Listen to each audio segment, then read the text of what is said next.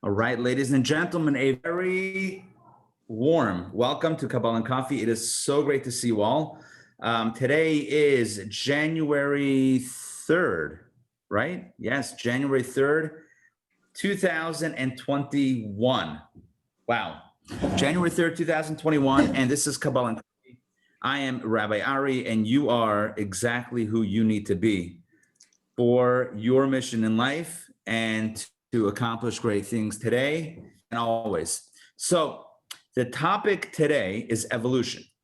And you might think, does Kabbalah speak about evolution? And the answer is yes. Now, does it speak about Darwinism or Darwinian evolution? Maybe not. But spiritual evolution, it definitely does speak about. And let me explain. Hey, Susan, good to see you. Welcome. Let me explain. Hey, Fran, also welcome. So let me explain what I mean by spiritual evolution. And I think I'm going to use an example, not a non-spiritual example, to explain what I mean by spiritual evolution. Okay, so we're exploring spiritual evolution, and we're going to do so through a non-spiritual example. But before we do that, I need to mention, I meant to mention this right at the top, but I need to mention now that this series has been sponsored by Ed Zinn in honor of his dear mother, the passing of his dear mother, Arden Zinn. She passed away on November 23rd, the 7th day of Kislev. And this series is dedicated to her loving memory. She brought inspiration and spirituality to all those who knew her. And I know the learning that we do in this series is going to be a tribute to her neshama. So may it truly be so, and it be an honor to her to her soul, to her neshama, and to her family. Okay, so let's talk about an example of spiritual evolution using a physical example, a physical analogy. And the example that I want to give is the example of a seed. What's a seed? Riva asks. A seed is like, an apple. They have little seeds. Yeah. Oh, yeah, that's right. You brought apple seeds to school. Okay, so a seed, you take a seed and you put it into the ground. What's the point? The point is not to take a seed and bury it in the ground. That's not why you're doing that. Because why would you do that? Right? You had a seed, a really nice looking seed. And what are you doing with it? You're burying it in the ground. That seems like a waste. The Torah says, Baal Taz, you're not allowed to waste something. So here you have a perfectly nice looking seed and you're burying it under the ground. That seems very wasteful. But then, of course, you'll be told, or you would find out that, no, it's not wasting the seed. Imagine a young child sees for the first time a farmer or a gardener digging a hole and burying a seed inside. What's wrong? Why'd you bury the seed? What did it do wrong? Why are you destroying it? Farmer says, no. Not burying the seed to destroy it. On the contrary, I'm putting the seed in the ground so that the seed turns into something amazing. And what is the amazing thing that it's going to turn into? This little seed is going to turn into, this little apple seed is going to turn into an apple tree. It's going to turn into a tree that grows more apples on that tree. Wow.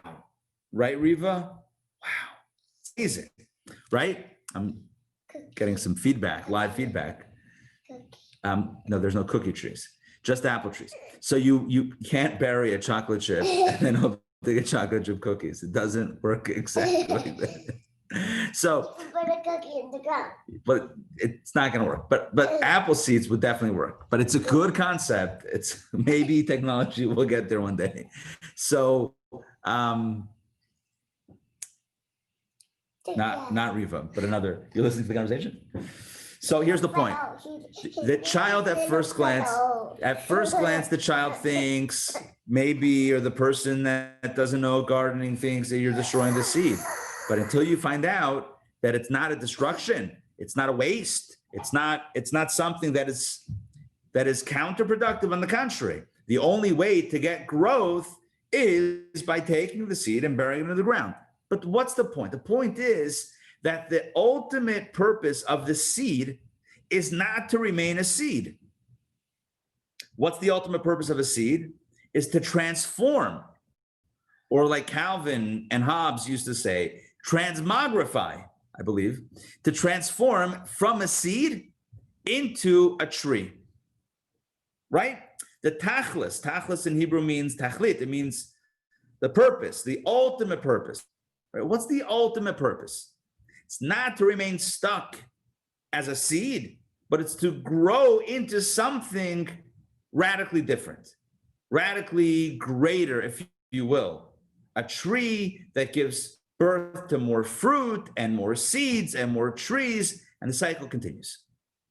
I was thinking, as I was thinking about today's class about evolution, because this is a form of evolution, right? A seed transforming into a tree, I'm calling that evolution.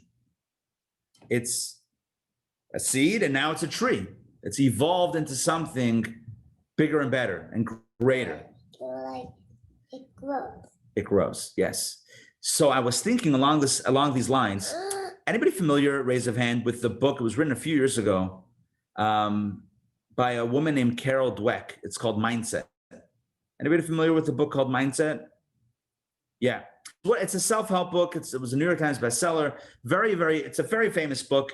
And the premise of the book is that human beings could adopt one of two mindsets. Either we could have a fixed mindset, fixed, F-I-X-E-D, fixed mindset, or we can have a growth mindset. What's the difference?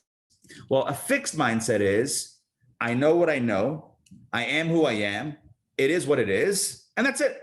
In other words, fixed, stuck, right? Not moving anywhere. Yeah, a little bit movement here or there, but pretty much, I know what I know, I am who I am, it is what it is, and that's it. What's a growth mindset?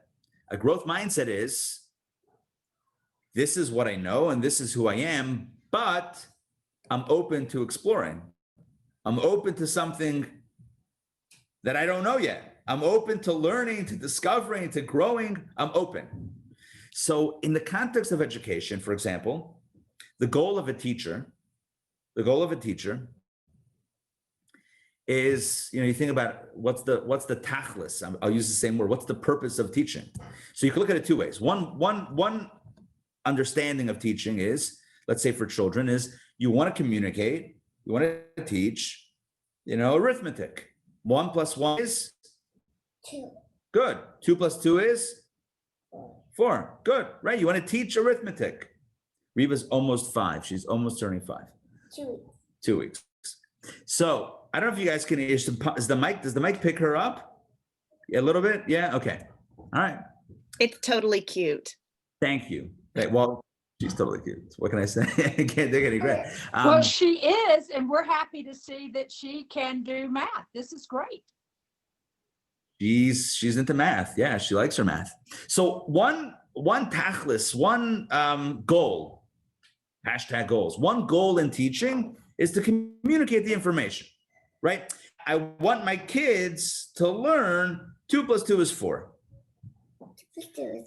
And 3 + 3 is not 5, Shalom.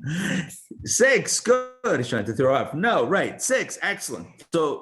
So that's one goal. Another goal is, and this is where Carol Dweck's kind of philosophy would kick in. Another goal, not maybe.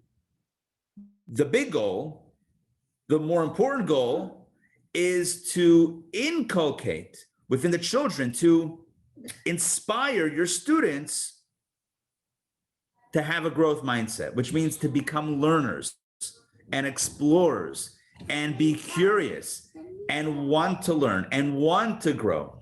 So it's not only about imparting information, which, the kids need and the parents want, because they want their kids to have the information, for whatever. I'm not going to get into different philosophy in education, but okay, so it's important to have information also, but a major component of education is not the information, but the mindset, the psychology. What type of mindset are you developing or helping the child, the student, develop? And so here's the important thing. I think it's easier as children to have a growth mindset. Because when we're children, when we're young, especially when we're really young, we almost need to know that we need to know. Because you can't say, oh, I know everything. You're one. What do you mean you know everything? You don't even think that you know everything, right? The ego doesn't kick in yet. So when we're younger children, it's even easier to develop or to naturally have a growth mindset. But as children get older, it's certainly Be older. as you are getting older, it's certainly as we become adults, right? This, I would say, this tension between a fixed mindset and a growth mindset becomes really, really strong, right? It becomes really strong. And there's almost a divide. I'm not saying divide within people, but a divide even within ourselves between areas in which we feel like we're still growing and areas in which we feel like, yeah, no, it's not happening. No, this, you can't teach an old dog new tricks, right? This is who I am, and this is what I like, and this is what I know, and this is how I think, and this is how I feel, and that's it. And Carol Dweck's philosophy or theory or thesis is that's a shame. And this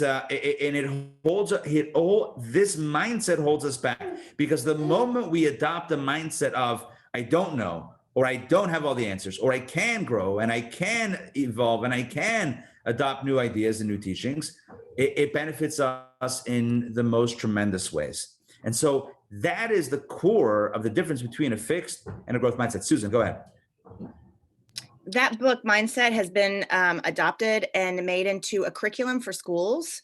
Oh, wow. And we teach it in schools now. And we found, and the research shows too, that when we tell kids they're smart, that actually backfires towards a growth mindset, that they get into a fixed mindset. If they're told they are smart, then if they find something that's frustrating, it trips them up and they feel like, oh, I can't do it, so that must mean I'm not smart, so I'm not going to even attempt it. So we have to really teach kids that frustration is okay, that learning is this process, that you want to have times where you're anxious and all of that. And we teach them the word yet a lot. I don't understand this yet, to get them into that growth mindset. I love that. I love that. That's very cool. That makes a lot of sense. In other words, if you're telling a child, oh, you're smart, then they want to keep that self-definition and only play in the safe areas, which they'll feel smart and not challenge themselves, because what you're touching on is really a key part of this fixed versus growth mindset. You see, and this is a major piece that I didn't mention. When you look at it at first glance, well, who wouldn't want a growth mindset? Like, it seems like an obvious no-brainer. Yeah, growth mindset is better than fixed mindset. So why do we get stuck in a fixed mindset? Because it feels safer. Because it's safer and it's more comfortable and it's less scary. Because knowing that you know, or telling yourself that you know, is safer and more comfortable than I messed up, I got it wrong, I don't have the answers. That's scary. That's vulnerable. But that's what it takes, or that's part of the package of the growth mindset. I don't know, I don't have the answers. And in a similar way, let's go back to our seed example, because it's all about evolving into something greater, which requires vulnerability. So what happens to the seed when we put it into the ground? And this is something that Kabbalah speaks about. It's not, I'm not giving my own analogy, I'm giving an example in Kabbalah. Kabbalah says that when you put a seed into the ground, the seed disintegrates. The seed dissolves into the earth. And only then does it grow into the tree. As long as the seed remains a seed, if the seed would protect itself, right? Would hug itself and protect itself, say, no, I'm staying a seed. I don't want to become something else. I don't want to be uncomfortable. I don't want to lose my identity or become vulnerable and say, you know, I'm not the end all and be all. If the seed would retain its identity, then nothing would happen, no growth would happen. The only way that a seed becomes a tree and a blessing that produces more fruit and more seeds and more trees, the only way that whole process happens is if the seed has the courage to let itself go and to become something radically different, to really let itself disintegrate, to let itself not be. And then it becomes the greatest. So this touches on a Kabbalistic concept that I'll share with you. I'm going to use the original language. I'll give you the words. They're in Hebrew, so they might be familiar, especially because they're used in other contexts in Kabbalah. You'll see what I mean in a second. There's a Kabbalistic phrase that goes, and I'm going to give it to you also in a combination of English words and Hebrew words. So in order to go, this is the concept. In order to go from one yesh to another yesh, you need an ayin be'emtza. Let me do that all in English. In order to go from one entity, yesh is like entity or thing, to another radically different yesh or thing, you need an ayin be'emtza. You need nothing in between. Not nothing, but a conscious nothingness in the middle, which means that growth, not step-by-step incremental growth, but radical growth, radical revolutionary evolution, right? Radical growth to go from one state to another state. I don't mean geographically, right? But from one state of being to another state of being that's radically different, you have to have an absence, a space in the middle. So example that Kabbalah cites is a rabbi, I think it was Rabbi Zera, a great scholar in the times of the Mishnah and the Talmud, who was moving from Babylonia, to Israel, to the Holy Land. Now, if you know a little bit of Jewish history at that time, there were Jewish centers of study. There were Torah centers and Talmudic centers of study in Bavel and Babylonia and in Israel, which is why, by the way, we have two versions of the Talmud, the Babylonian Talmud and the Jerusalem Talmud. One that was authored in Bavel and Babylonia, and one that was authored in Israel. So he was moving from Babylonia to Israel. And the Talmud says, I think it's Rabbi Zera, he fasted for something like 30 days or 40 days to get all that he had learned in Babylonia to prepare himself for his studies in Israel, because the Israeli academies were on a higher level. And he knew that if he wanted to study Torah there, he had to start with a fresh slate. In other words, there was a process of prayer and fasting in order to, not literally necessarily, but to kind of start with a clean slate of knowledge. How can I explain this in perhaps modern terminology? It's kind of like being, what's the word I'm looking for? No prior prejudice or no prior judgment or no prior framing. Because oftentimes when we come into a study with, preconception, that's where I was looking for, any preconception. Sometimes we come in with ideas, and then anything that we hear, we make it fit into the boxes of knowledge and information that we already have, which means that we're not actually learning something new. We're just taking information and kind of shaping it, whether it's legitimate or not, shaping it into what we already know. That's all part of a fixed mindset. That's all staying stuck within the boxes that we know, our box of knowledge. But this is what Rabbi Zera did in the Talmud in those ancient times, is he let go of any preconceptions. He was spiritually trying to get and physically trying to get himself to a state where it was going to be a brand new experience. Walking in, no preconceptions, no prejudice with information, just ready to learn, ready to be open to the new information.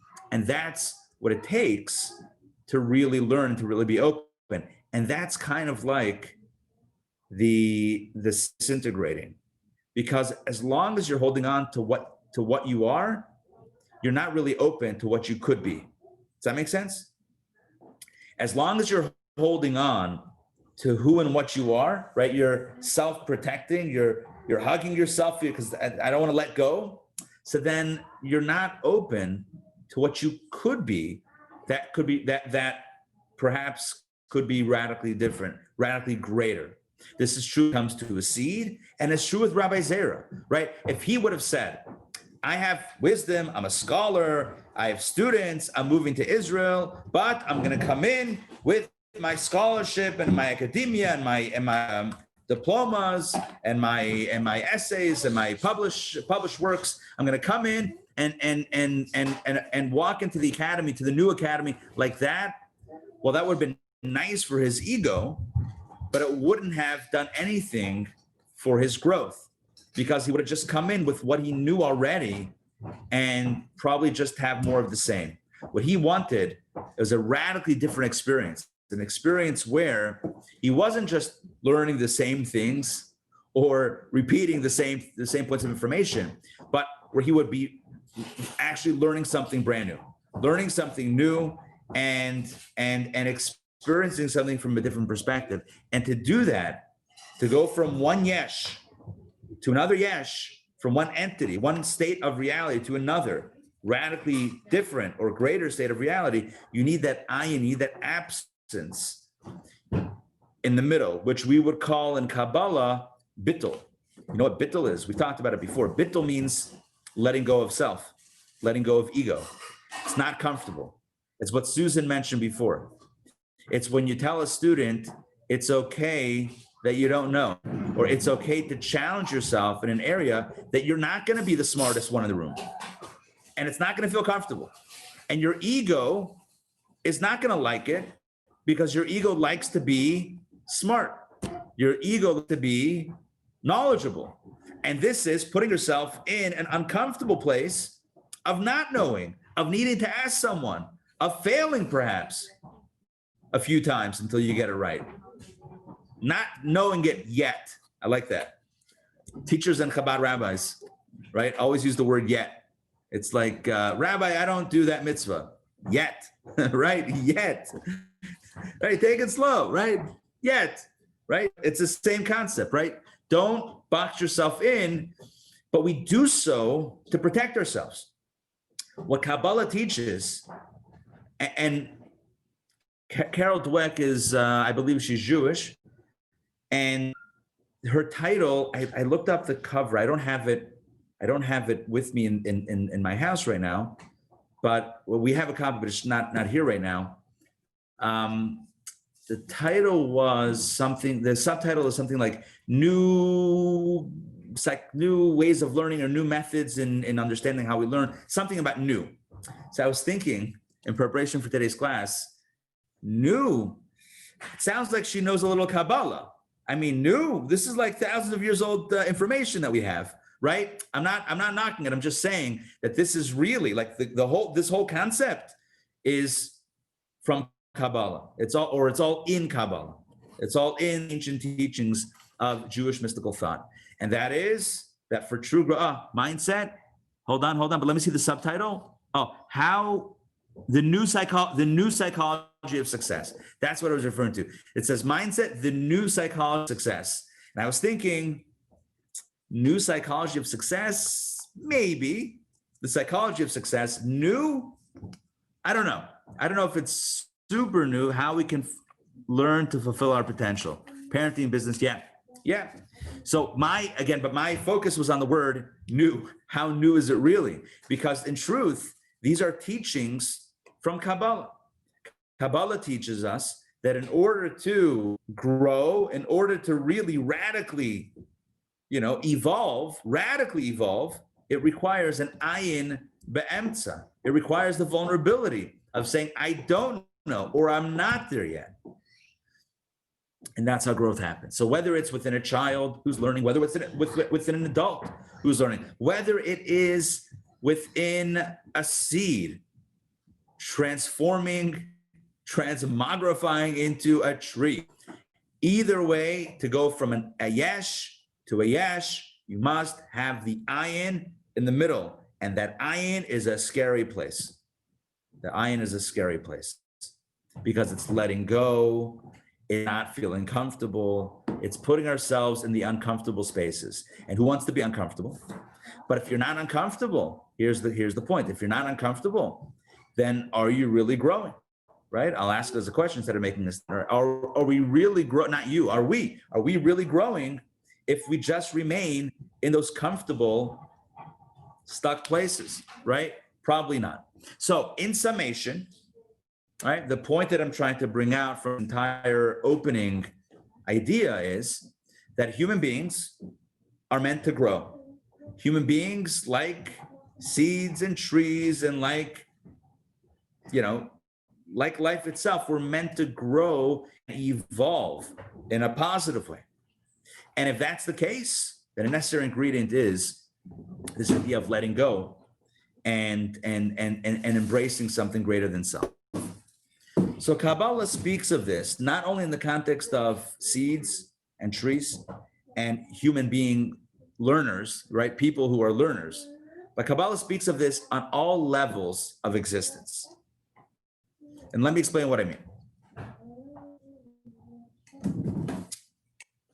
So Kabbalah talks about the diversity of existence.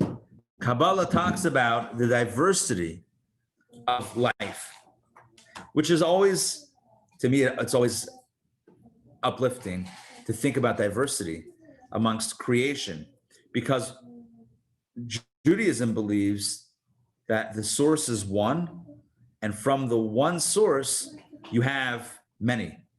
It's like on the American money, what does it say? E pluribus unum, from many, one, which I think is indicating the idea of a nation coming together from many diverse people. But in Judaism, when we think about existence and life, it's actually the opposite. It's actually from one, many. Right? From the one God, we have a lot of diversity and many different beings, a lot of diversity of reality. And the way Kabbalah describes it is typically divided into 4 categories of life. Now, this is true when it comes to the spiritualities. There are 4 spiritual worlds, which we've discussed many times: the world of Atzilut, Bria, Yetzira, and Asiya, the world of emanation, the world of creation, the world of formation, and the world of action. So there are different worlds. But even on planet Earth, Kabbalah and Jewish philosophy, for that matter, speaks of 4 categories of life. And these categories of life are divided. What differentiates them is in their, well, I'll tell you the 4 categories. We've discussed this before in previous sessions and other contexts. And then we're going to explore what is it that different, why are they a different category? What differentiates one from the other? So the first category of life, so we have 4 kingdoms. 4 is a number that's very popular in Kabbalah. So 4, the 4 worlds, 4 planes of existence, but also 4 categories of life on earth. The lowest category of life, and it's not a judgment, it's just, you'll see how we differentiate low and high. The lowest category of life on earth is what we call domain, or inanimate life. That is things that exist on planet Earth that don't that don't appear to have life. What do I mean by that? A sign of life is animation, when something moves, right? That's one sign of life, is when something moves. There are certain things on Earth that don't move, and they don't seem to be alive. The classic example is a rock, right? A rock sitting, either a big rock or a little rock, whatever, doesn't matter the size of the rock, right? You see a rock or a stone, right? A stone or rock sitting there, and it's not moving, it's not breathing, it's not walking, it's not growing, nothing, it's just sitting there. And so you think, yeah, this is not alive, it's just a rock. Kabbalah says, no, this is the first category of life, inanimate objects that are not animated, that don't have obvious movement.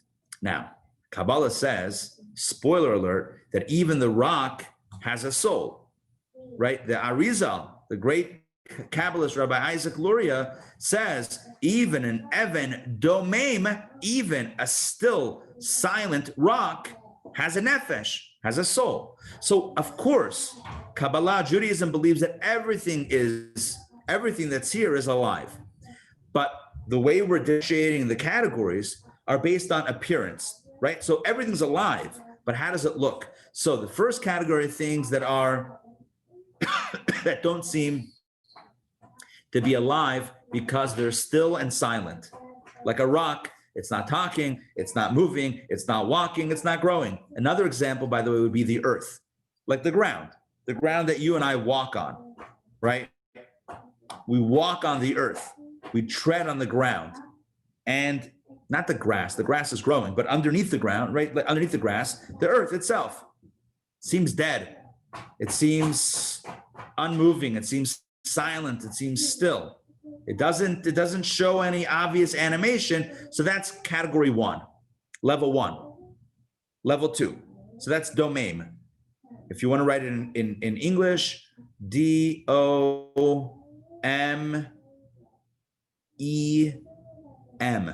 domem.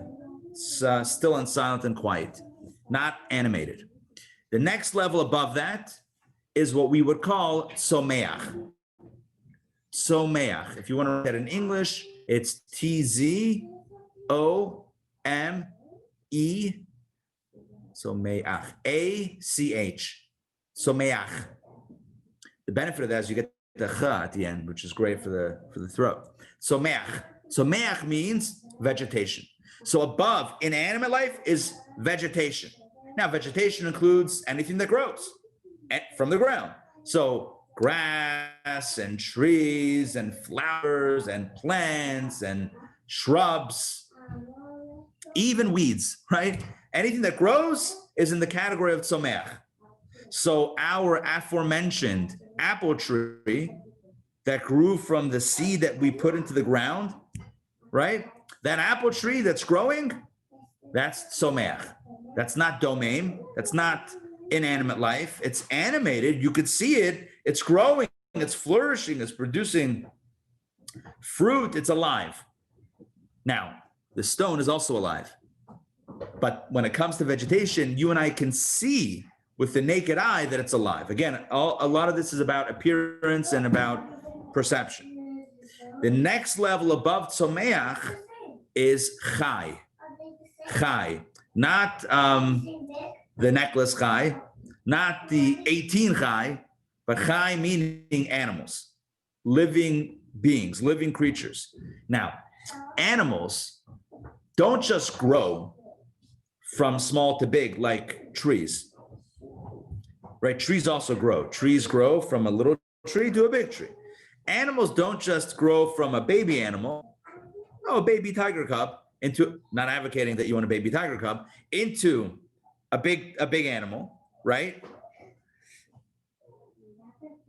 Animals also are moving, roaming, eating. I mean, they're moving around. There's lateral movement. If your tree is moving, watch out, right? I don't know what's going on with your tree or with you, but if your tree is hopping around, I would look into that. You got to look at on some level, look into that, because vegetation, category 2, right? Level 2 of existence, vegetation is, it's moving. Okay. So my son Shaya is, so that we have flowers on the table, and what he's doing is he's moving them and he's saying, look, they're moving. Well, okay.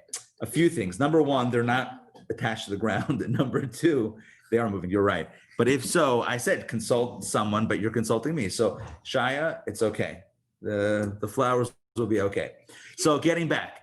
So we have so far 3 levels. We have domain, inanimate life. It's not moving. It's not growing. It seems dead. The rock, the stone, it's not doing anything.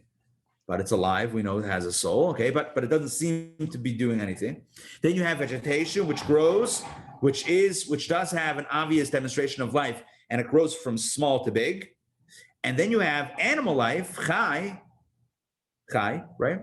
Which is alive. It's like obviously alive. It's breathing. It's moving. It's growing. It's got all the signs of real life, legit life. Then you have medaber. Medaber. Medaber is the speaker, the communicator, human beings. So although the human being could be on one level placed in the same category as an animal, right? Because like an animal, we start off small and grow big, and like an animal, we walk around, and like an animal, we eat and drink and be merry and all that stuff, right? Like there are similarities, but Judaism tells us and Kabbalah teaches us that there are qualities within human beings, that specific unique qualities that animals do not possess, and therefore human beings are another level, medaber. So we have four categories, four kingdoms of life on earth. This is not a conversation about four spiritual realms or four cosmic worlds, which we could have, by the way. We could have that discussion, but we're focusing on the things in our experience that can also be divided into fours, right?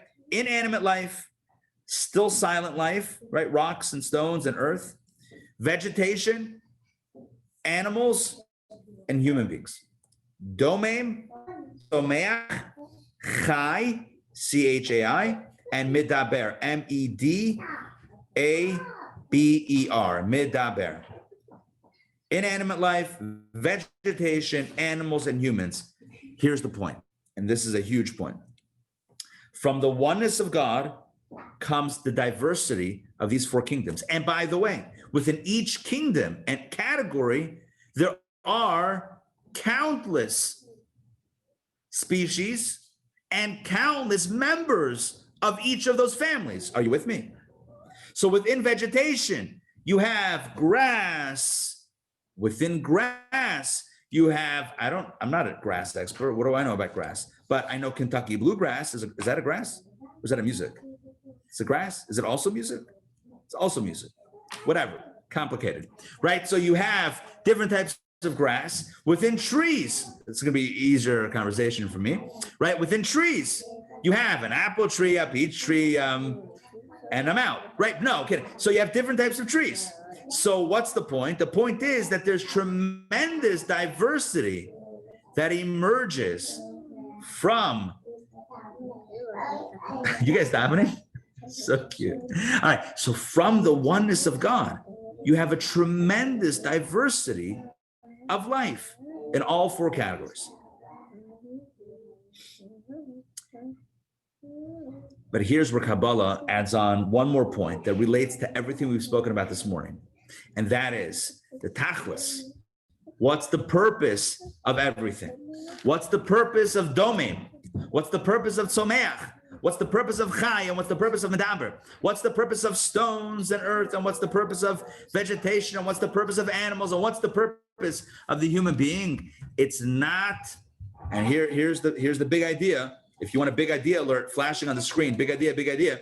The big idea is the purpose, the tachlis of everything is not to remain in your own category. The tachlis is to elevate and evolve into a category above yours. It's to grow, growth mindset. It's not about staying stuck where you are, who you are. It's about evolving into something greater than self. For example, the tachlis, the purpose, the ultimate purpose of the earth is to support the life of vegetation. Are you with me? The earth and its nutrients should support the life of vegetation. So its energy is now evolving and found in something higher and greater than self. And the purpose of vegetation is that it should serve something above it, namely animals, because animals eat of the vegetation and they become filled with life and vitality. And so it lives on in a higher form of life. And animals are meant to serve human beings in various ways. And human beings are meant also to evolve into something greater than self. And what does that mean for human beings? It means to grow and evolve into a spiritual connection, to connect with that which transcends all of creation, all four categories, that which is the source of all, namely God. So again, the tachlis, the ultimate purpose of a thing is to rise to a state higher than self, so that domain becomes someach, someach becomes chai, chai becomes medaber, and medaber becomes holy and spiritual and divine. That's the tachlis of everything. The goal of everything is to rise up higher than self. Hey, Riva, say hi. Toy. You have a toy? Oh, so cute. Right? So, oh, cute little toy. Say hi to everybody. Okay, right? So that's the point. The point is not to stay where you are. The point is not to stay in your lane. If you're domain, if you are, if you're earth, that's it. That's all you have in your destiny. No, if you're earth, support vegetation. And if you're vegetation, support animals. And if you're an animal, support humans. And if you're human, support God. I don't mean support in a literal sense. I mean, it's grow, it's reach that higher level. So what does it mean for human beings on a very simple level? I got ears. What does it mean? I got ears. That you have ears, the toy has ears? Okay, here's what it means. It also means that, but it also means that our tachlis is, our tachlis is not to stay stuck in our stuff, not to stay stuck in human activities and concerns and all that stuff, but to give ourselves opportunity to connect with something greater than self, hold something divine, something godly. That's our mission. That's our tachlis. That's our ultimate achievement, is rising above self, rising outside of our own human limitations. It's kind of like the caterpillar and the butterfly, right? The cat, it starts off as a caterpillar, right? You know the book, The Hungry Caterpillar? Do you know that book? Yeah. Yes? Okay. The caterpillar starts off as a caterpillar and then evolves, eats so many foods, and then what happens?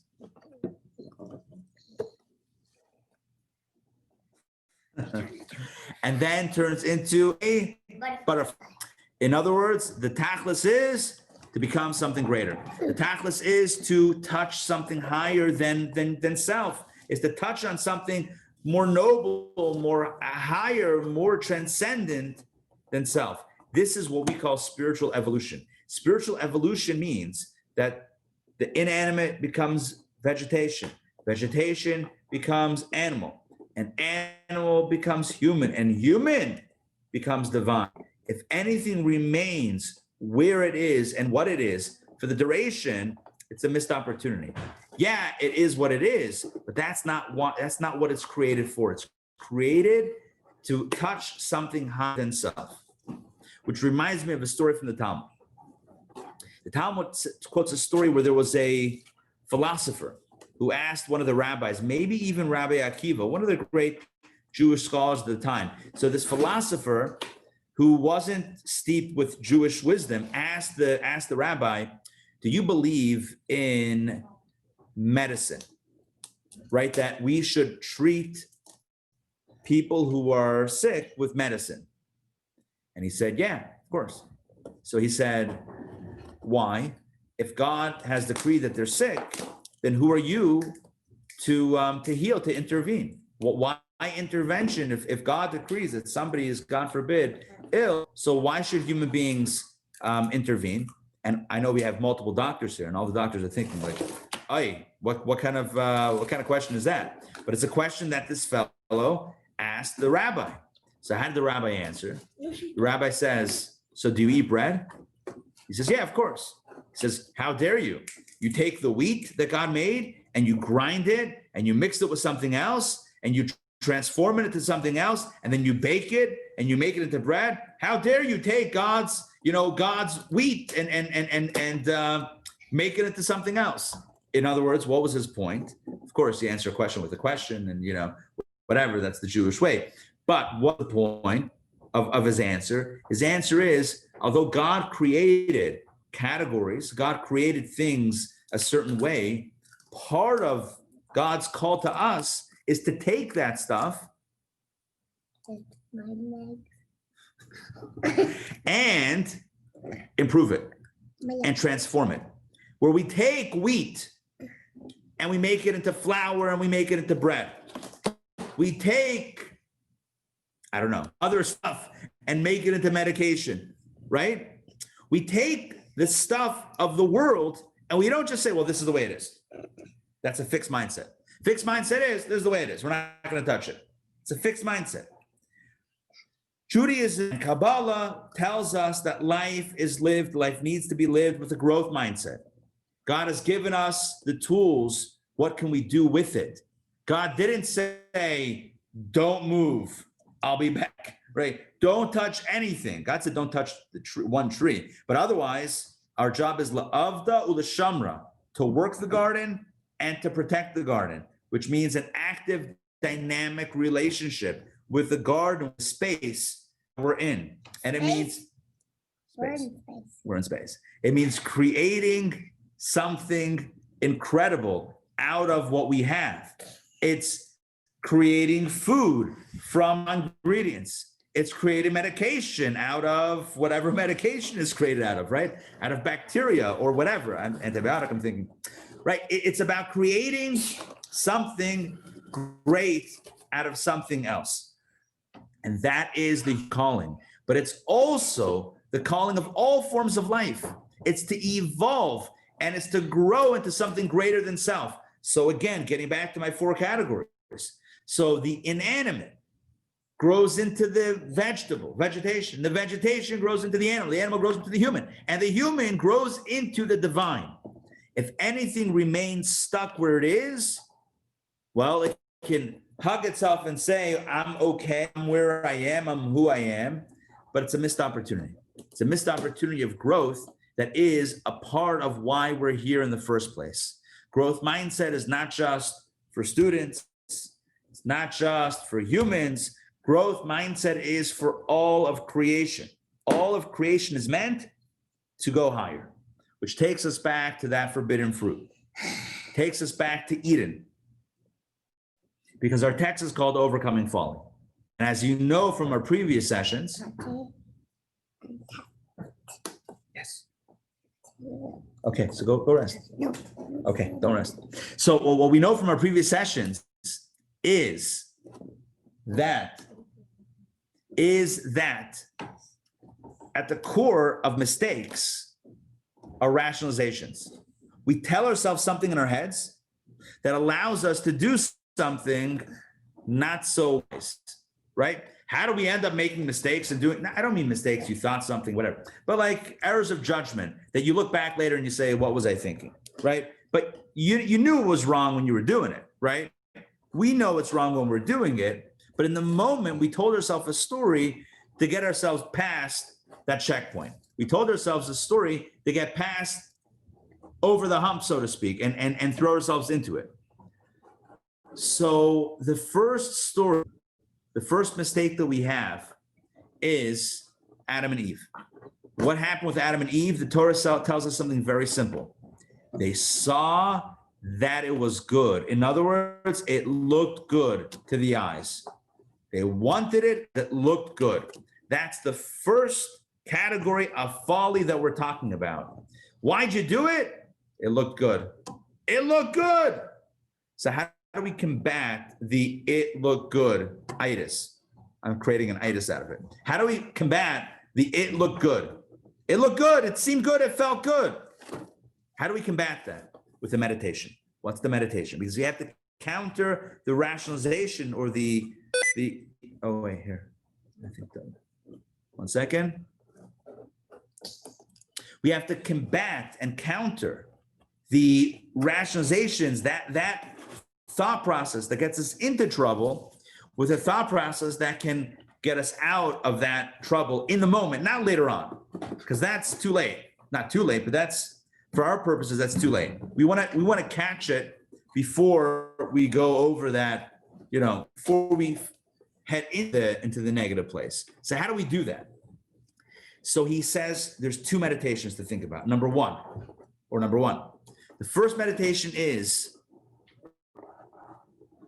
this the good that's appropriate for me as a human being? Right? Is this what's really good for a human being?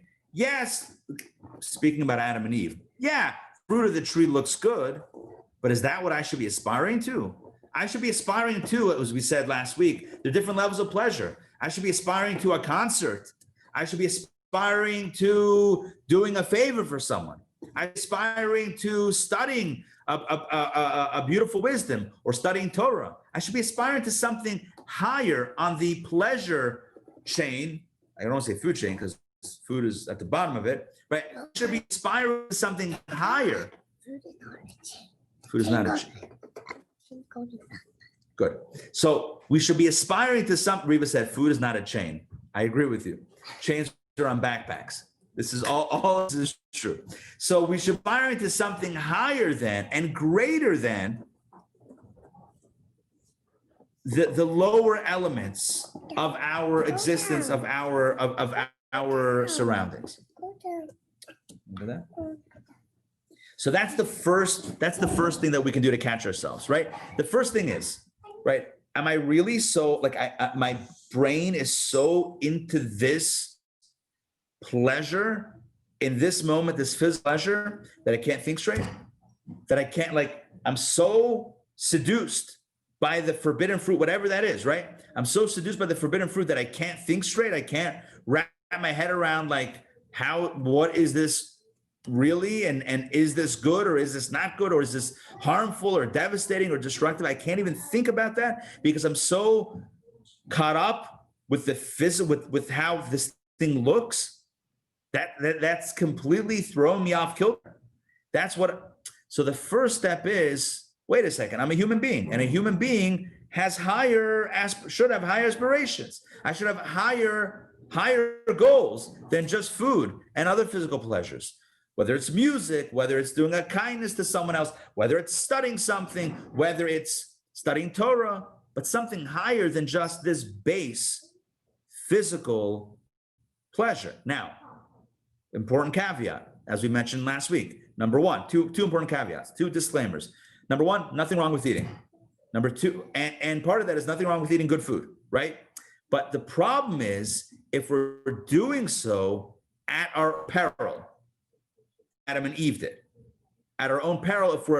And it's not only food, it's other forms of physical pleasure, right? That could bring us down. And the question is, are we so caught up in it that we can't think straight?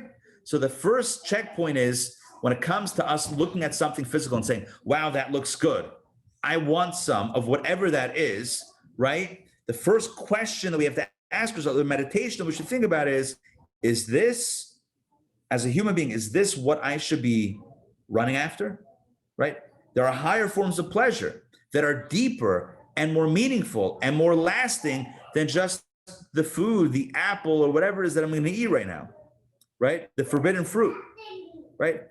So I should be focused on something greater, not something lower. So that's meditation number one. Meditation number two, which we have not yet talked about, which I've alluded to up until this point today. Meditation two is what we're going to learn today. And I'll give you the short version of it. Meditation two is the purpose of my being is not about pleasure. It's not about feeding self. It's about transcending self. As we said in this whole introduction today, for the first hour of this class, it's all about evolving into something greater than self, spiritual evolution, right? The purpose of life, as understood through the lens of Kabbalah, the Kabbalists will tell us the purpose of life for any form of life is to rise higher than where you currently are. For a human being, that means to touch upon the divine, the spiritual. So as long as we're caught up in the physical stuff, that is a distraction, and it takes us away from what we should really be focused on. So if we find ourselves in the space of, I need to eat the forbidden fruit. Like I need to have it. I need to have it. So one meditation is this really what we should be having? Second meditation is, forget all this stuff. My purpose is a divine purpose. My purpose is to transcend the level of human and to touch the divine. So let me focus on something that's really worth my time, that's really worth my energy, that really speaks to my purpose. And I understand that this is a bit of a loftier meditation than the first.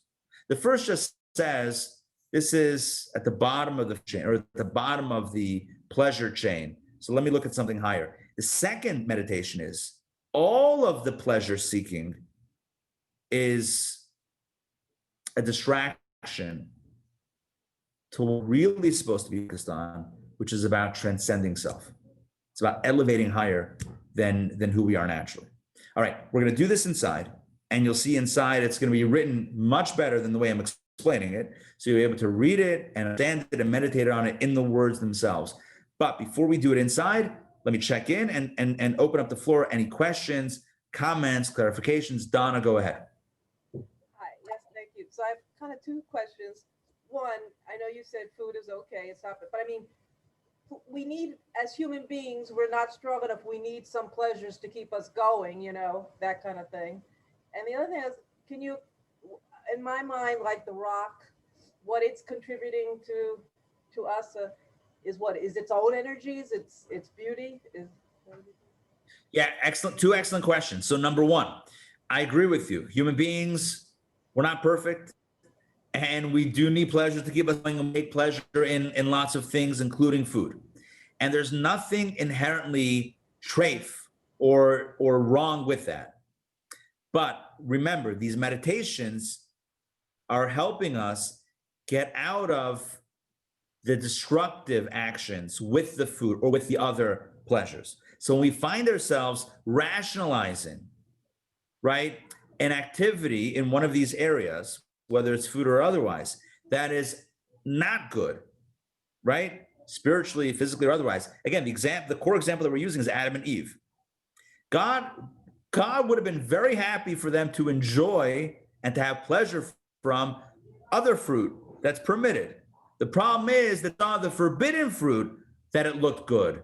And then it looked good, I have to have it. So the first meditation is, it looks good, it looks pleasurable. You have to have it, you don't have to have it, right? You want pleasure? There are other forms of pleasure. Now, does that mean that all pleasure in food is no good? No, forbidden fruit is no good, right? But this is all a meditation to help us get out of that. You know, when we're fixated on something, a lot of times it's really hard to not be fixated on it. Like we really want it and we're all locked in and we almost can't think of anything else. We have to have it until we have it. And then we're like, oh, why did I do that? Right? And then we kick ourselves. So the question is, how do we get, and this is the whole purpose of this text that we're studying. It's how do we get ourselves out of that initial fixation? I need to have it. I need to have it. I need to have it. I need to have it. And then you have it. It's like, oh, why did I do that? That was a mistake. You knew it was a mistake all along, right? We knew it was a mistake all along, but part of us was fixated on it. We needed to have it. So how do we break that? I need to have it. How do we break that? So he says, what's the first reason why you need to have it? Because it looks good. Okay, perfect. So then tell yourself, it looks good, it looks pleasurable. There are other pleasures that are better. You know, if you're in the moment of pleasure seeking, let me listen to some Mozart, right? Let me study something. Let me study some Torah. Break that fixation on the forbidden pleasure by telling yourself there's a higher form of pleasure anyway. So what, I need to run after this one? You see, it's about being smart with ourselves. This is all Kabbalah psychology. This is what's going on here, right? It's about getting into our heads and training our minds to think in a different way in order to avoid negative choices. That's what it is. How do we avoid the negative choice? The negative choice happens in our heads, mainly. So how do we get out of that? By a different script, narrative, story in our heads. We have to have new information in our heads to fight against the old information, which is, I need to have it. It looks good. It tastes good. I need that. So the new information is, come on, is this the best you can do, right? Is this the best you can do? What about music? What about chesed, kindness? What about wisdom? What about Torah? So that's the first meditation. And again, the second meditation, which we're going to share in a moment, or in a few moments, is pleasure. What about purpose? Self-pleasure. What about elevation? What about transcendence? What about evolution into something greater? I don't want to remain a seed for the rest of my life. I want to become a tree. And again, what that means for a human being means I don't want to remain stuck here. I want to touch the divine. So let me forget about this forbidden fruit and let me work on that pursuit. Now I think that answers your first question. Your second question was, remind me your second question. Stones. What are stones contributing? Yes. Good.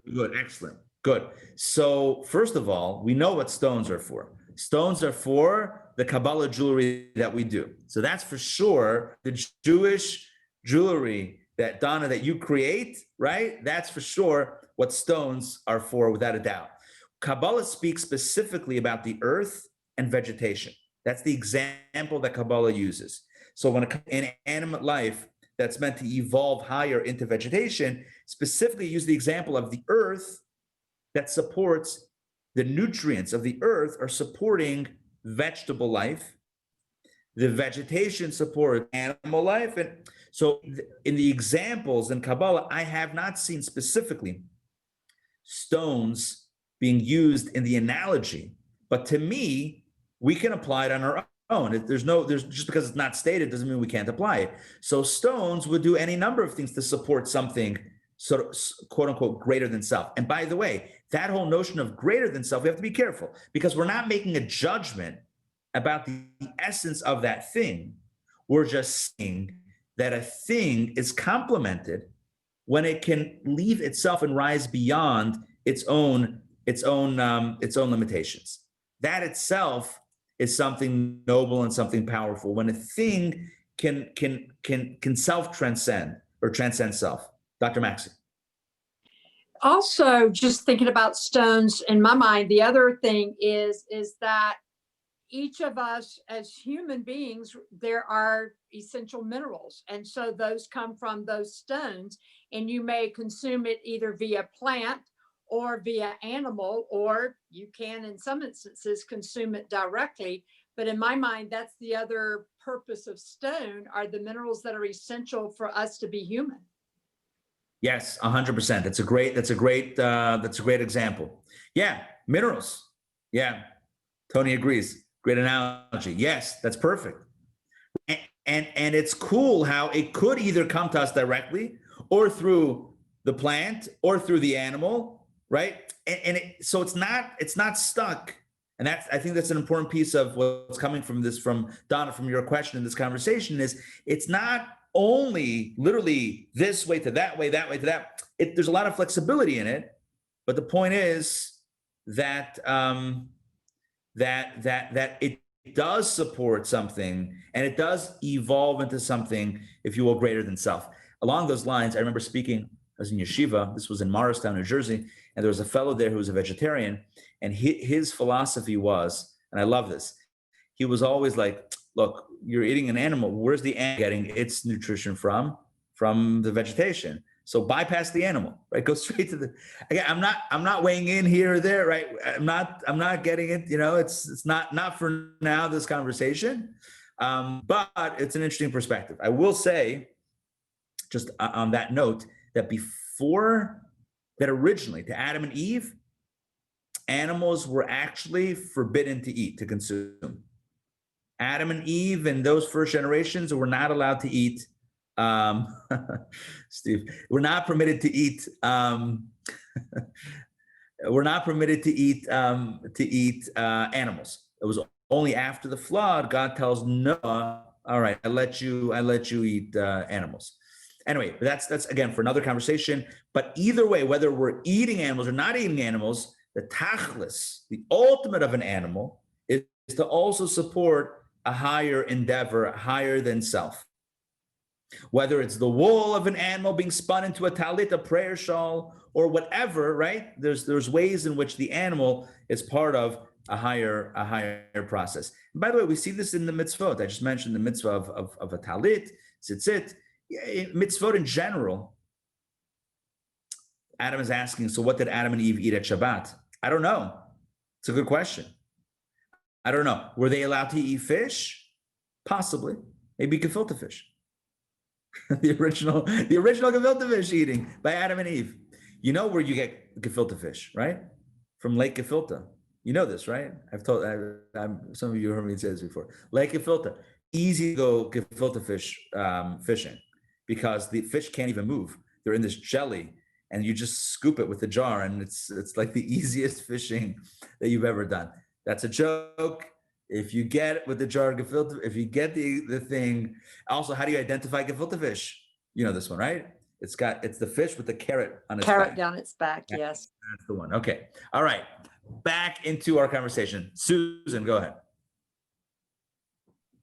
So really quickly, last week when you were ranking the pleasures, I got really tripped up on the second one being just music. And so I had to download the book and I also ordered it so that I could really read through and kind of see like what did that mean, music as the second pleasure. And I was wondering if it really meant like all things like that's created by humans that we can enjoy like above what like animals can enjoy, because that would be the first ranking of pleasures, the pleasures that animals get as well. So the second would be anything that humans create and humans enjoy, like art, architecture, music would be included in that. And I was also thinking that maybe it was about, that when we create that flow and energy of creation of things that are, where we create beauty and art. I don't know. I just really got tripped up on that and had to explore it. So first of all, I'm glad you downloaded the book and I'm glad you got it. And did you see my name in it in the intro? No. Okay, whatever. I'll go back and look though. All right. So here's the point. So yes, music, art, right? It would all be part of that category of higher pleasures.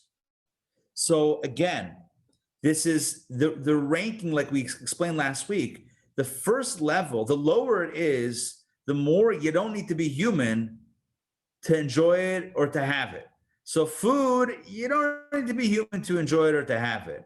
Music, architecture, art, literature, these are things that are already human, uniquely human. And then higher than that is, giving of self and chesed and kindness and selfless giving. And then higher than that is wisdom and education. And higher than that is a divine connection.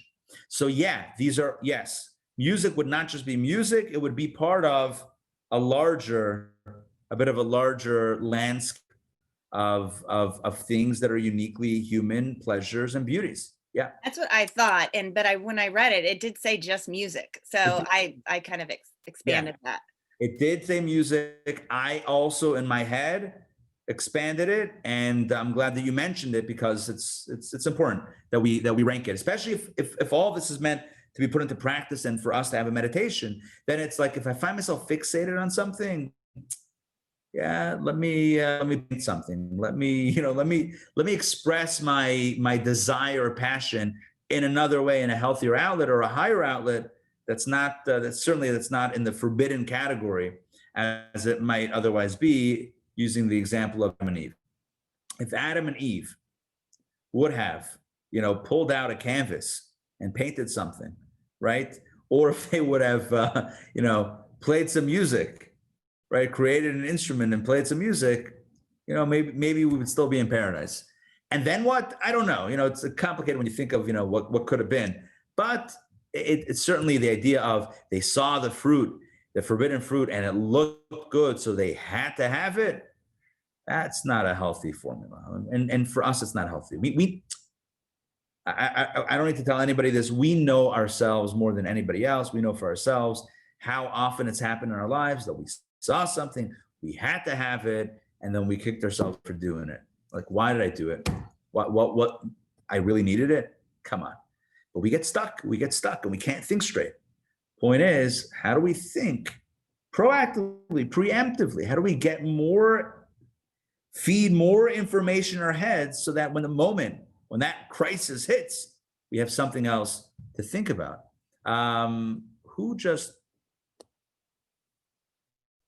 Somebody's hand was just raised. Dr. Max Giordano, did one of you? No? Okay. All right. So let's jump inside. Let me make sure I still have my PDF open. I mean, it should be. Let's double check. Oh, yes. Okay. For those that have the book or the download themselves, it's on page 36 of the book, Overcoming Folly. And I'm going to share my screen with you right now. Okay, I'm going to make it a little bit larger so that we can all see, and I'll read it on our screen. I'm going to read this. Elevation of every creation. Here we go. Every creature in this world has a specific mission, which, I'm going to use some different words, which constitutes its purpose. Again, every creature has a mission, and that mission is its purpose. And purpose, by the way, the Hebrew is tachlis, the word that I've been sharing with you up until now. Tachlis, the purpose. So every creature has a mission, that mission being its purpose. So it's not just a mission, oh, go ahead and do this or that and bonus points. No. That mission is the only reason why it's here. Its fulfillment, he says, is realized when it ascends to a state higher than its own. So fulfillment is realized when it ascends to a state higher than its own. And that's what I was telling you before. The vegetable becomes assimilated in the animal. The animal becomes one with the human. He skipped, by the way, the mineral into the vegetable. The mineral becomes assimilated in the vegetable. Why did he skip it? I don't know. But in the order, he skipped the level 1 and 2. He started with level 2 becoming into 3. So the mineral becomes the vegetable. The vegetable becomes assimilated into the animal. The animal becomes one with the human. And the human is fulfilled. What's the fulfillment of the human? When his spirit ascends and becomes one with the spiritual that is above him. So this, again, just to be very clear, this constitutes the specific mission of every creature and thereby its purpose. So the mission of the vegetable is to become assimilated within the animal. The mission of the animal is to become assimilated within the human being. The mission of the human being is to become assimilated with the divine. That is the purpose of that being. To illustrate, and here's the example of how a human being can become one with the spiritual. How do we become one with the spiritual? To illustrate, Torah is the intelligence and will of God and is indeed one with God. When man, again, not gender specific, when a human being studies Torah, immersing himself or herself in its profundity and seeking out the true meaning of its teachings. In other words, when we immerse ourselves into Torah study and we're all in and our minds are all into the Torah that we're studying, then the person becomes one with God's will and intellect in an intense unity. Tanya chapter 5 discusses this at some length. So again, let me summarize what we're saying so far. When you and I study Torah, which, spoiler alert, we're doing right now. When we study Torah and our minds are all in, it's immersed, our minds, our intelligence, our wisdom is completely immersed to understand and decode divine wisdom and divine will, what God wants from us and how God thinks. We're studying Torah. At that at that moment, our minds are connected with Torah, and Torah is connected with God. That's how we rise above the physical and touch and become assimilated within a spiritual experience. In this manner, he said, next paragraph, in this manner, the soul of man can ascend through binding and merging itself with divine wisdom. In other words, what is the ascent of humankind? How do we ascend? So the mineral supports the vegetation. That's easy to understand, right? But how do we integrate with the divine? What does that mean? What do we do? What app do I download? How do I become assimilated in the divine? What do I do? So here's one answer. Studying Torah, right? When we study Torah, our minds are melded, merged within divine wisdom. Divine wisdom is divine. There you go. So in this manner, he says, I'm just going to repeat this first, the opening of this last paragraph. In this manner, the soul of man can ascend through binding and merging itself with the divine wisdom. So it's bound and merged with divine wisdom. This is true. Now, he's about to say this. Let me stop sharing for a moment so I can see you. He's going to explain that this is true of whatever sections of Torah we're studying. In general, I need to explain this before we continue inside. In general, Torah is divided into two categories. What we call in Kabbalah the revealed Torah and what we call the hidden Torah. Revealed Torah is the Talmud, Jewish law. Hidden Torah is the Kabbalah, what you and I study, right? Well, we could also study other stuff, but what you and I are studying right now. So the revealed parts of Torah are, for example, the laws of Passover. Eat matzah, have a seder, Rosh Hashanah, blow the shofar. It's all about the rules and regs, right? Rules and regulations and the rituals. And it's not just the law, it's also the philosophy behind the law. And it's, back and forth. You study Talmud, you get, all this rigorous wisdom and study. But all of that is part of what we call the revealed Torah. Revealed because it's relatively easy to jump in and study it. Then you have what we call the hidden Torah. The hidden means the secrets of Torah. And that's, as you probably know, and as I said a moment ago, that's the Kabbalah. The Kabbalah is a part of Torah that wasn't always revealed for the mass. It wasn't always accessible. It's the hidden parts. It's also similar to the human being. Think about it. What are the revealed? Think about yourself. What's your revealed part and what's your hidden part? Your revealed part is your body, because if somebody looks at you, they see your body. What's your hidden aspect? Your secret? That's your soul and your spirit. Not to say that you can't share your personality and your spirit with someone else. Of course you can. But when you look at somebody from across the room, right, the first thing you notice is the revealed aspect, which is the external. And it's only later and through a process that you get to know the secret, the hidden, inner aspect of that person. And in a similar way, it is with Torah. Torah has a body and a soul. The body of Torah, the laws, the rules, the regulations, right? The philosophy, all of that is the outside. And what's the inside? What's the soul of Torah? The Kabbalah. When we speak about God and about the soul and about purpose, the deep stuff, right? The deeper stuff. What you and I study Sunday mornings here at Kabbalah Coffee. So what he's about to say is, when we talk about a human being, the tachlis, the ultimate purpose of the human being, of everything in life, is to ascend. A human being's purpose is to ascend to the state of divine, right? Everything is meant to upgrade one, right? Rise at least one level. So what's for the human being? Where do we go? We go to merge with the divine. What does that mean? So we said now, a moment ago, we said it means to study Torah. One way is to study Torah, because when we study Torah, our minds are connected and merged and melded with God, with divine wisdom. He's about to say this is true whether we study the revealed aspects of Torah or whether we study the mystical parts of Torah. Either way, we're touching on divine will and wisdom. Either way. In other words, It's not only when we study Kabbalah and we study about God and about the soul and about purpose and about all these deep things that we're melding and becoming unified with God. Even when we're studying halacha, even when we're studying the more technical legal teachings of Torah, we're at that moment also unified as one with divine will and wisdom. That's what he's about to say. Let's listen. Here we go. This is true.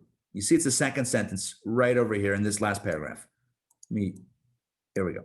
This is true in whatever aspect of Torah the person is occupied, right? So it doesn't matter which Torah class you're attending, whether it's the Talmud class on Tuesdays or the Kabbalah class on Sundays. Literally, we have examples of this at IJA, at Intown Jewish Academy, right? Doesn't matter. Whatever you're studying in Torah, you are ascending in that moment or in those moments to a higher status, to divine status. This is true in whatever aspect of Torah the person is occupied, whether the revealed Torah or the inner hidden Torah, whether it's halacha, Jewish law, or Kabbalah, Jewish mysticism.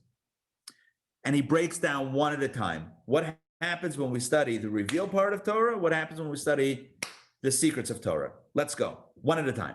The revealed Torah is actually God's will and intellect, because it is the divine wisdom that decrees that one thing is kosher, while another thing is pasul. By the way, kosher and pasul doesn't mean literally with food. It means okay or not okay. So for example, Torah says, halacha says, Jewish law says that when you build a sukkah, listen to this. When you build, a sukkah, right? The booth, right? On the Holiday of Sukkot. When you build a sukkah, it cannot be taller than, I think it's 20 amos or 20 amot, 20 cubits, which is about 30 feet. You can't build the walls higher than 30 feet. Why? Because when you do that, then people are not going to look up and see the schach, see the roof. And an important part of the sukkah is that you notice the foliage on the roof.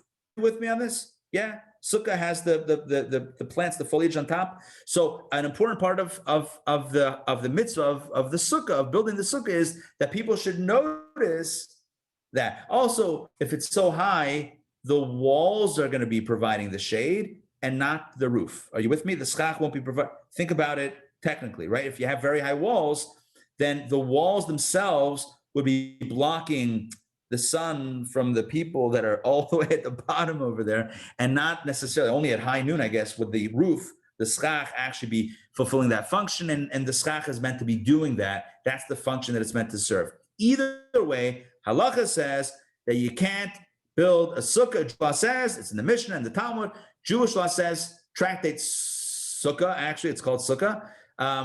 You cannot build a sukkah with walls higher than 30 feet, 20 cubits. Great. Now, you and I just did an experiment. We just studied the revealed part of Torah.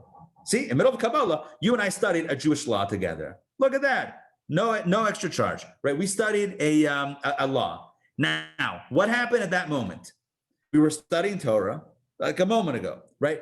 I told you a law. We studied it together. You understood it. 20 cubits, 30 feet. I gave you two reasons for it. Number one, you're not going to see the schach. Number two, the schach, the roof, the foliage roof is not going to serve its function as providing shade. Therefore, it's no good. When you and I study this right now, we're not just studying a law about a sukkah. You and I are touching on divine wisdom. Why? Because it's actually God's will and intellect. It's the divine wisdom that decrees that one thing is kosher, i.e. a sukkah below 20 cubits, below 30 feet is kosher. And another thing, a sukkah taller than 30 feet, 20 cubits, is pasul, not valid.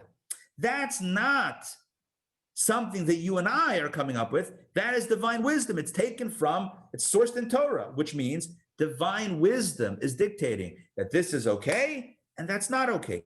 So when you and I are studying it, we're not just studying any intellectual idea. We're studying divine wisdom and divine will, what God wants and what God doesn't want. God wants us to have a kosher sukkah, and this is what that means. And he continues to say, all of the novel contributions of a conscientious Torah student. What happened here? Nope. Were given to Moshe at Sinai. That is, he's going to explain this, all of the laws of the oral Torah and all the explanation and rationales offered for them are actually also God's wisdom. This is important. What he's saying is it's not just the 5 books of Moses that constitute divine wisdom, but it's all of the other contributions and additions in the vast body of Jewish scholarship are also considered to be divine wisdom. Why? This is important to explain.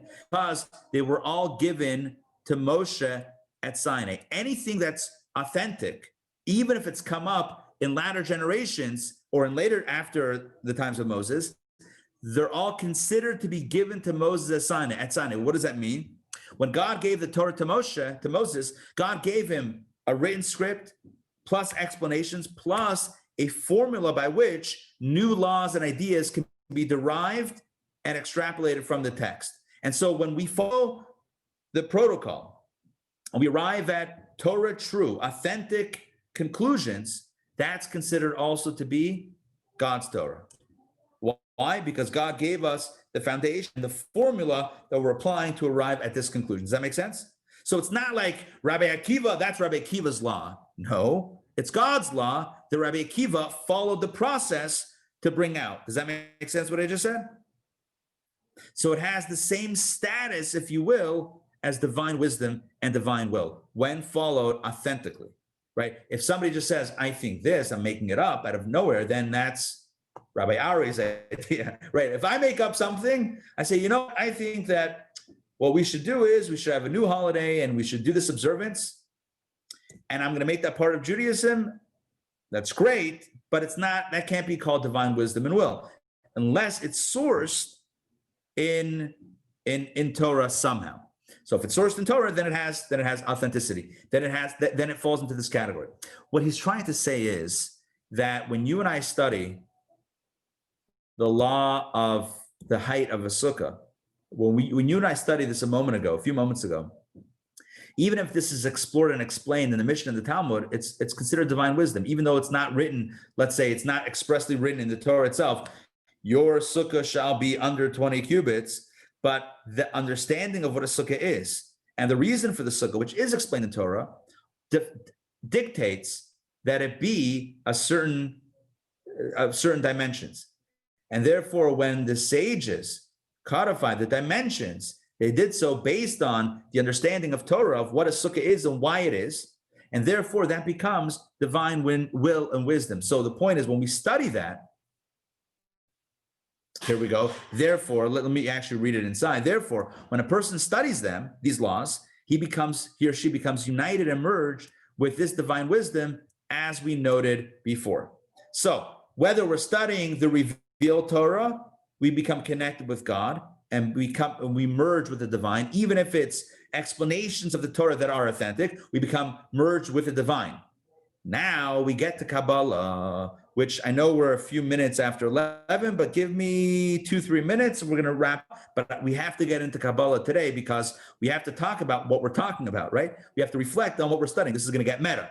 So the inner aspect is the inner aspect of Torah. So that was all the body of Torah. What about the inner aspect of Torah? What about the secret of Torah? What about the soul of Torah? That is the knowledge and comprehension of God, Kabbalah. Our teachers, the rabbis of early generations, revealed to us that this is the inward aspect of divine wisdom. It's not the external aspect that God wants a sukkah 20 cubits and below. God wants us to notice the schach or the schach to give shade to us inside the sukkah. No. This is the soul of divine wisdom. This is the spirit of Torah. When studying Kabbalah, one binds himself or herself with the inwardness of God's wisdom, which far transcends the external. This is the advantage of studying Kabbalah over the other parts of Torah. Now, to be very clear, when we study any part of Torah, we become connected with God. When we study the laws of Torah, we definitely become connected with God.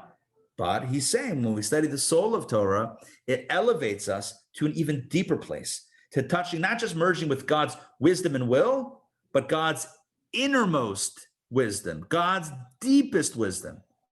When we study Kabbalah, we become connected with God's deepest wisdom. And that's how a person elevates from human status to divine status. No, we don't become God, but in that moment, we become integrated, we become connected or plugged into something greater than self. That's a good example, plugged into. What are we plugged into? Are we plugged into the lower stuff or the higher stuff, right? It's not just lower or higher. Are we plugged into human stuff or divine stuff?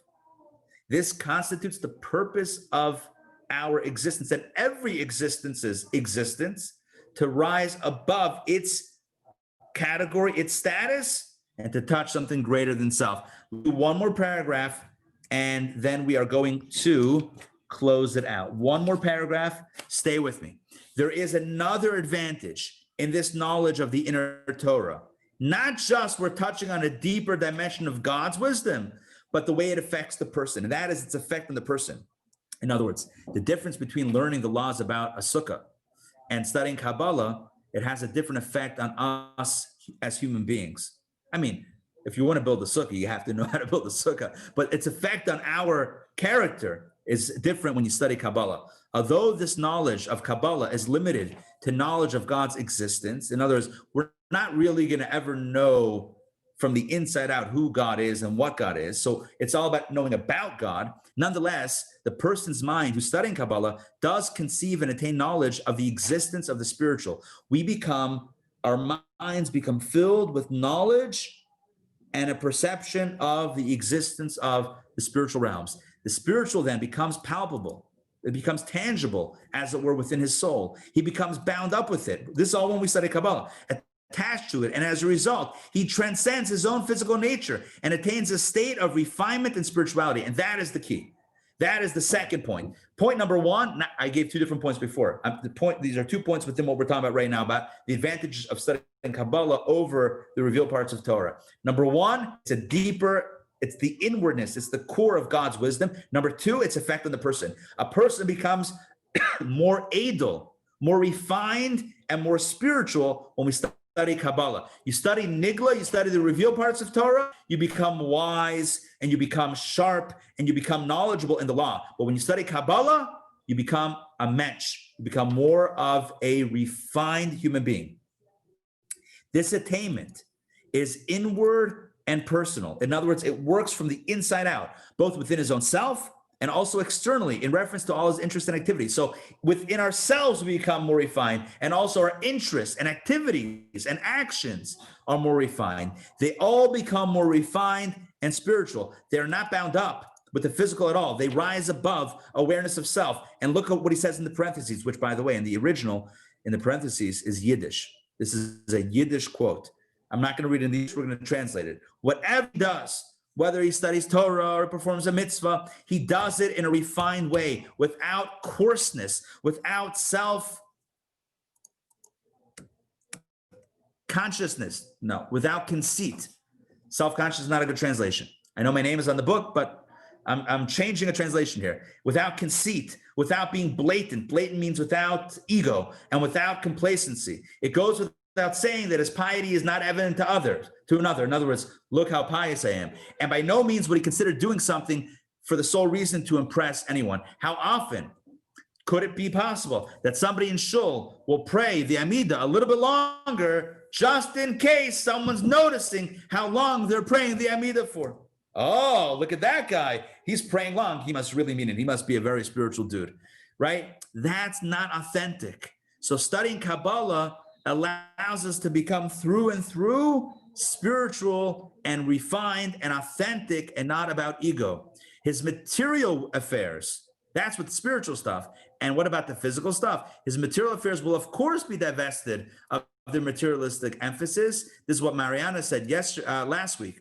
right? When we eat, it won't just be about eating, it will be about a larger picture. For he will rid himself of any desire for them, his only desire being for godliness. Now, so it will never be about the food only and the experience of eating. It'll be about a bigger spiritual picture. So what's the point?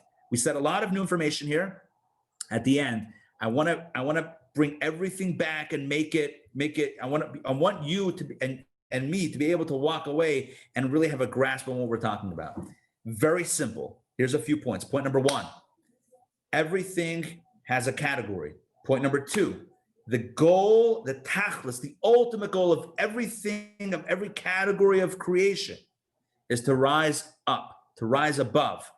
Point number three, the tachlis of the human being, the ultimate purpose of the human being, you and I, is to rise above this, even if it's okay, even if it's amazing, to rise above this and to plug into the divine, plug into something more spiritual. How do we do this? He gives one example, studying Torah. And this is true, he says, whether we study the revealed parts of Torah or Kabbalah. Revealed parts of Torah, like Jewish law and Jewish ritual, when we study that, we plug into God's will and wisdom. What does God want from us? How do we do the mitzvah? And how does God think about what's okay and what's not okay? We plug into that when we study the revealed parts of Torah. But when we study Kabbalah, we plug into not just what God wants and how God thinks, but we plug into the essence of who God is. We plug into the core of the divine, of the spiritual, when we study Kabbalah. And as a bonus, that in turn affects who we are as human beings. We become more refined. We become more spiritual. We become more, in Yiddish, we would call it edel. You know that word edel? Edel means more refined. An edel mensch is somebody who's not coarse. They don't speak in a coarse way. They don't act in a coarse way. Coarse, I mean in a grub, in a, you have a conversation with them. They speak edel. They act edel. They serve God edel, right? They're doing a mitzvah not to get recognition. They're doing it in an edel fashion. They're doing it in an authentic, sincere, really for the right reason. This is another advantage of studying Kabbalah. Yes, as Steve says, it impacts your internal ability and perspective and your outward lens, approach, and sensitivity 100%. And that's an advantage of studying Kabbalah over studying what we call nigla, the revealed parts of Torah. We need to study that also. We need to study the Talmud and halacha. We need to study all of that, right? We have to know what to do. And when we do that, we plug into God also. But Kabbalah has a special flavor, which I'm sure you know and appreciate because you're here Sunday mornings. All right, in conclusion, the purpose of life is to elevate from time to time to a higher state. And for human beings, that means to plug into God by studying Torah, the revealed and secrets of Torah. And all of this serves as another meditation when we find ourselves stuck in the panic of, I need to have this because it looks good. Something that would be in the category of forbidden fruit, right? When we find ourselves in that moment of, I can't think straight because I must have it. I must have the forbidden fruit. We should tell ourselves, number one, is this the best I can do, right? Is this the best I can do? There's nothing higher, there's nothing greater, number one.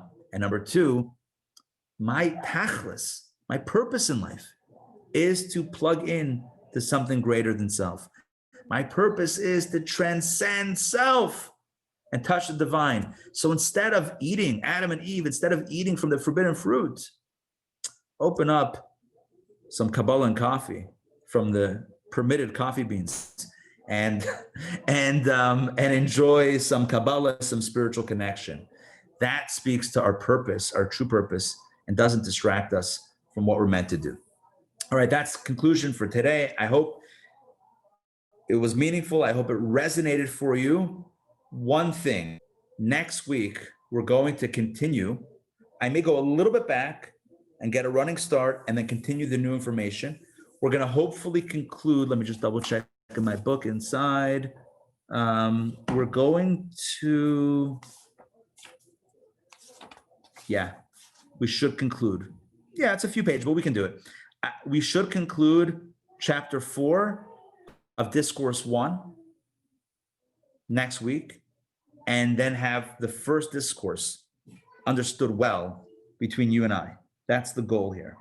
And we should have the first meditation for the first Folly. So just to clarify, we have 20, hold on,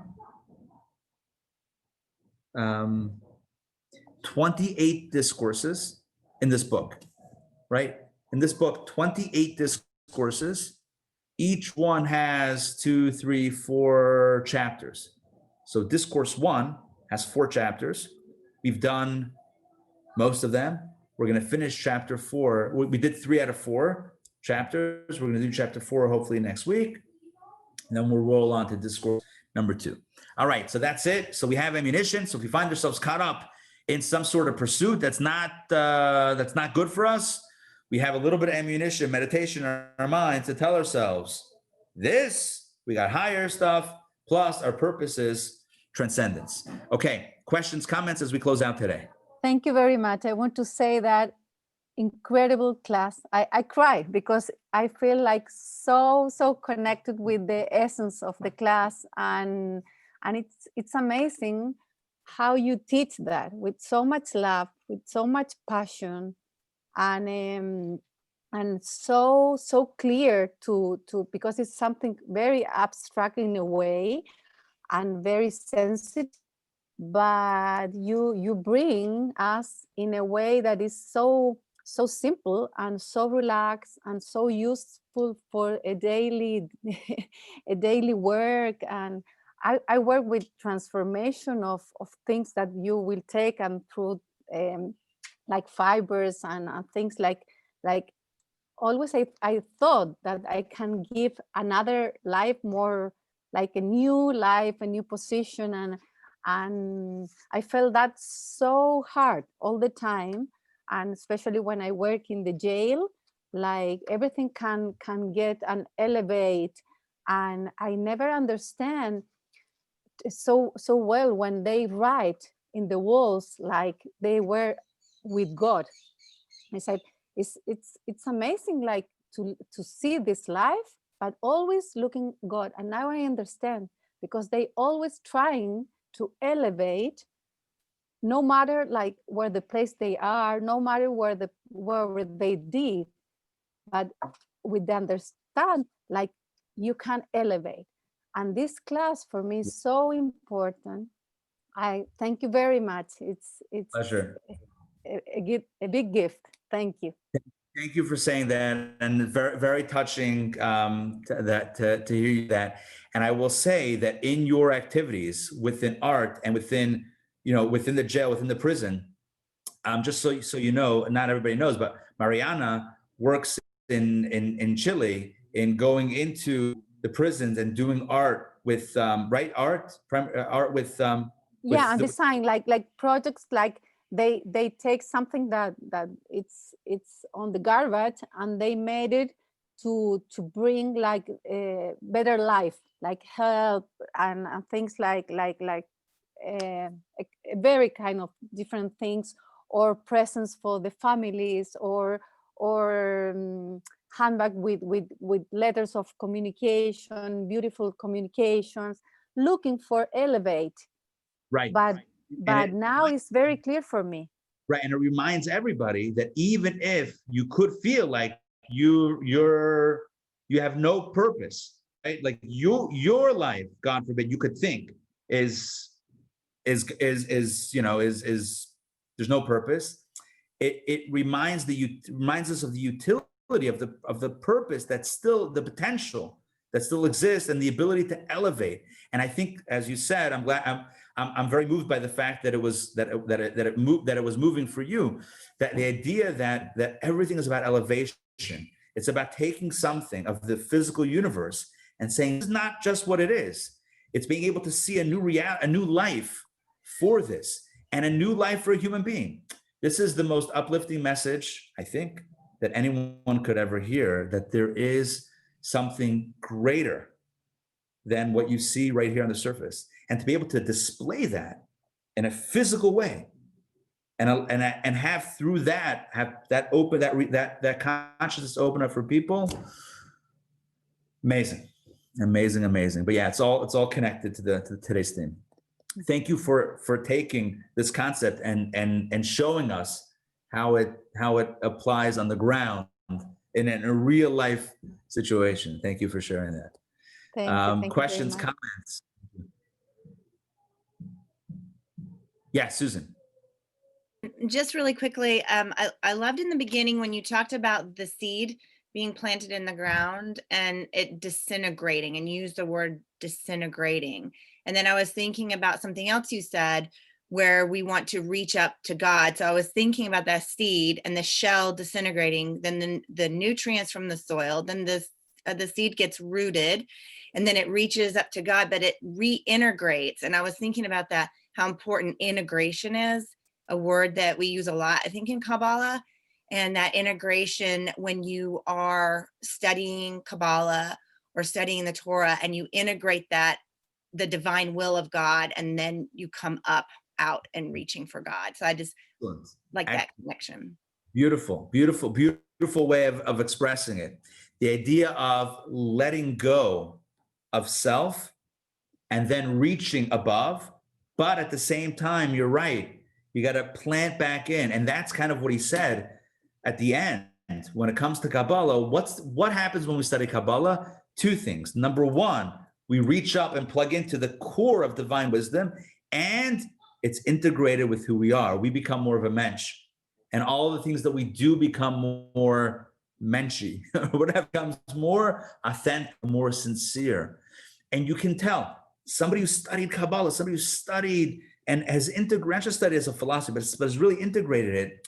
The way they speak, it's more refined. The way they carry themselves in the world, it's a more refined way of being. And it's more mentionable, right? It's more menschy. So that's but great point about integration. There's disintegration and then reintegration. It's about plugging in. And that's a big theme in Kabbalah also. In Kabbalah, just give you the words, it's called ratzo and shuv. Ratzo means kind of that yearning of the transcendence, and shuv means bringing it back into an integrated space, which is a key component to this. All right. Well, it's great to see everybody. And I want to wish you a year, a 2021, a Gregorian year filled with only good health. I agree. I want to wish you a year of good health and blessings and nachas and positivity and hopefulness. And as we explore today, transformation. Being able to look at ourselves and look at the world and not see things for what they are, but for what they could be. Always look at the potential. Always look at the potential, the hidden, or maybe not so hidden, beauty and value in the things around us. And that's also a message of Kabbalah. Kabbalah says there's a deeper secret here beneath the surface. And when we train ourselves to look at the deeper things, we can also train ourselves to look at the beauty within and to transform into something greater than the status quo. And this is all part of the growth mindset. Thank you for joining me today. Have a wonderful week, and we'll see you guys all soon. Take care, everybody. Thank you. Thank you very much. Beautiful week. Pleasure. Thank Lots you. of blessings for everybody. Take care.